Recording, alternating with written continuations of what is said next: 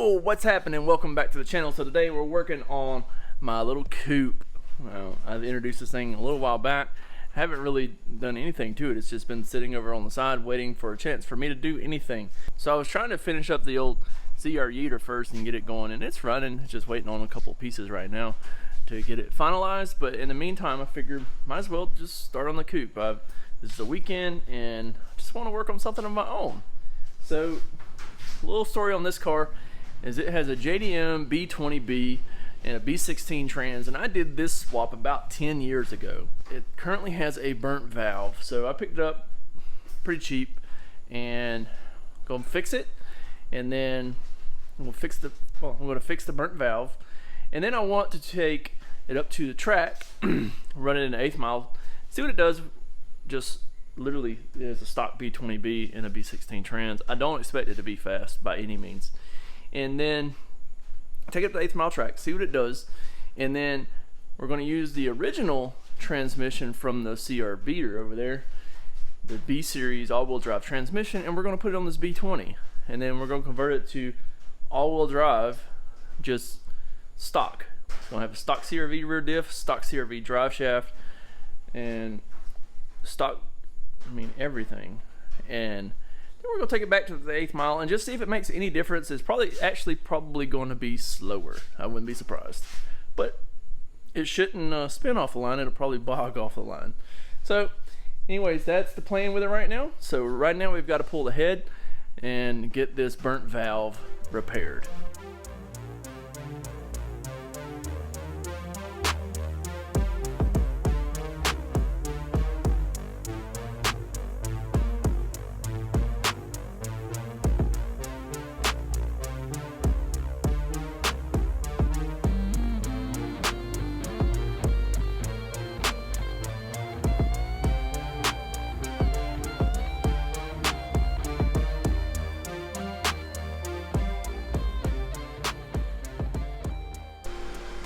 Okay, so you can see we got the head pulled now, so let's see what the damage is. Let's flip it over and see if we can find this burnt valve. It's usually going to be on the exhaust side. You can tell this one right here is the one that's not doing anything, but it really doesn't look like a burnt valve. I run compression on it. Compression checked to low, so I guess what I'm going to do is pour gas down in the port, see if they're leaking here, and then we'll go from that. You can definitely tell that one right there is not firing, so maybe it's an injector issue. But it definitely did not have compression when I checked compression, so figure it out. Alright, so I've got it back together. I didn't film anything of putting it back together. Kind of pulled it apart, saw that valve wasn't burnt, and I was like, I guess I just misdiagnosed it. Whatever. Stuff happens. So what I wound up doing is just changing out all the injectors. I actually put a set of OBD2 CRV injectors into it. It still had OBD1 injectors, and I don't remember. They may be the original injectors from the D series swap before we went with the B20. But I know the B20 injectors I just put in are good, and guess we're gonna see what it'll do. Let me get this TopDon Jump box fired up and see what she'll do. We don't have a battery on it, so we have to use the old TopDon Jump box. Works like a charm. If you're interested in one, check the link in the description. Also, there'll be a discount code down there for that too.